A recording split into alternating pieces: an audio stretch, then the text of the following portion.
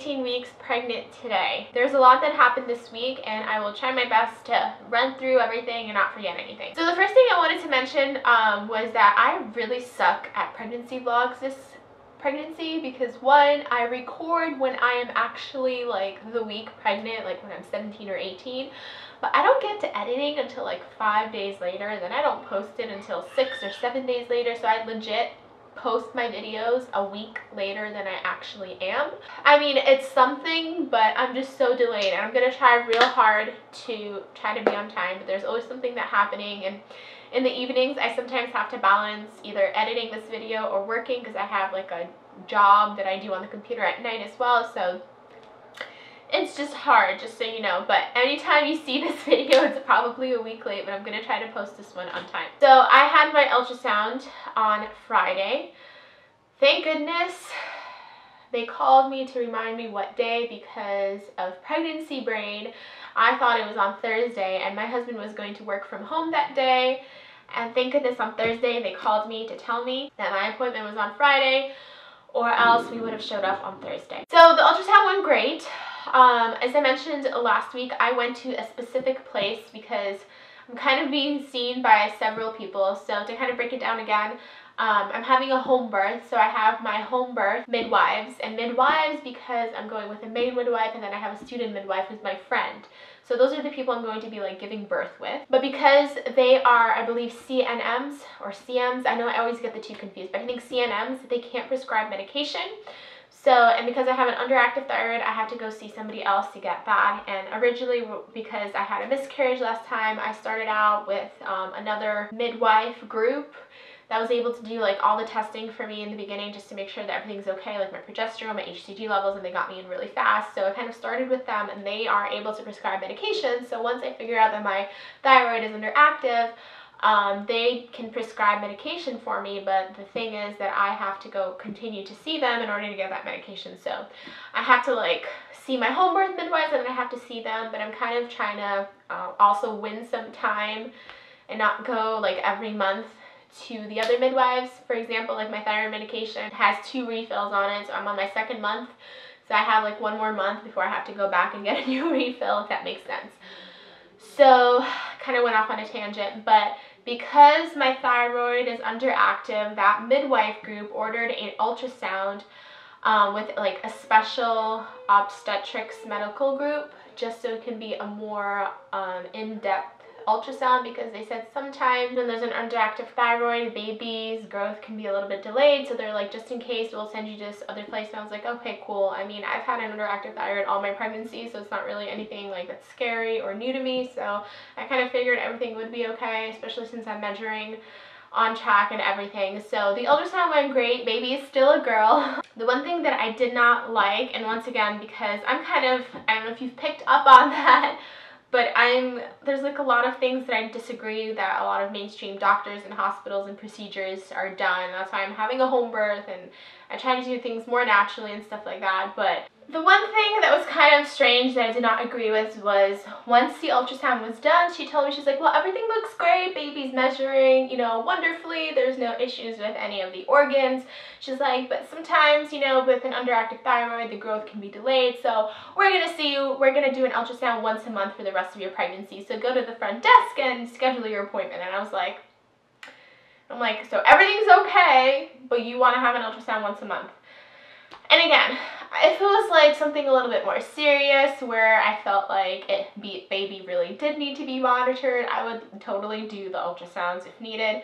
But in this case, I felt like it's just another reason to come in, to do a procedure, extra appointments, to charge my insurance for them to make more money. So I was just like, I went up to the front desk with my paperwork. I'm like, you know, she told me to schedule my next appointment, but I'm going to talk to my midwives, and then I'll let you know. I'll call you.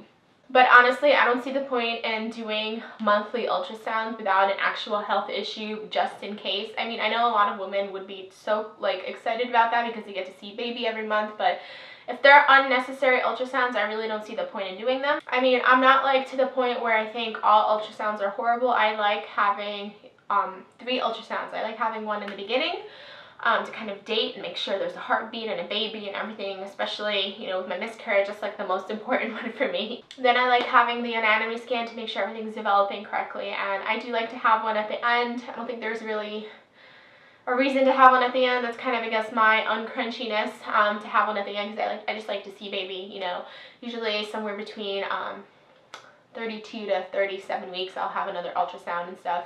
But I really don't see the point in having them every month. One thing that really sucks, first I was kind of excited about, but I guess I assumed I would get them faster, is that I didn't get any printed pictures of the ultrasound. First they told me they have this new thing where they don't print pictures, they just send you a link and you can download all the pictures, which is kind of cool because usually they don't give you all the pictures, they only give you like a few. So I was really excited about that, but it's Monday and I still have not received the link, and I kind of assumed I would get it at the end of Friday. I don't know why. But I did call them today, and they're like, yeah, well, the doctor signs off on it. I'm like, okay, I know, but it's like Monday. Chop chop. But she's like, yeah, she's like, it depends how long. I'm like, okay, so how, can you give me an answer how long it usually takes? Like a day or two, a week, like something, so I know it's like what to wait for. And they're like, it can take up to a week. And I'm just like, are you kidding me? A week? So I don't know. I might call them again on Thursday and be like, hey, you know, tomorrow's a week, you know, so where are my pictures? But I hope they send them to me before then. So unfortunately I don't have any pictures to share, but I'm hoping next pregnancy vlog I will. So I started taking CBD oil, and the first time I took it, I felt instant relief. I was kind of blown away by it, and I was like, all right, this is definitely worth my money. But now there have been a couple times where it did not touch my headache. Then it also made me wonder if maybe because I ate, it took a little bit longer.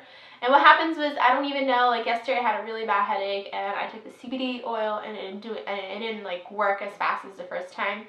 So then I did the salt and then I took Tylenol, and then like a few hours later the pain went away. But I did like all of those three things at once, that I don't know which of these things actually gave me relief, or if it was all three of them working together. I don't know. So I'm still kind of like on the fence. I don't know if the CBD oil is working or if it works only in certain situations. I don't know. But first I was like, you know, if this is gonna work, I'm gonna, you know, buy it and use it. But now I don't know. I still have a month to figure out what I want to do with it, I guess. But I'm still battling the headaches, and they're so extreme.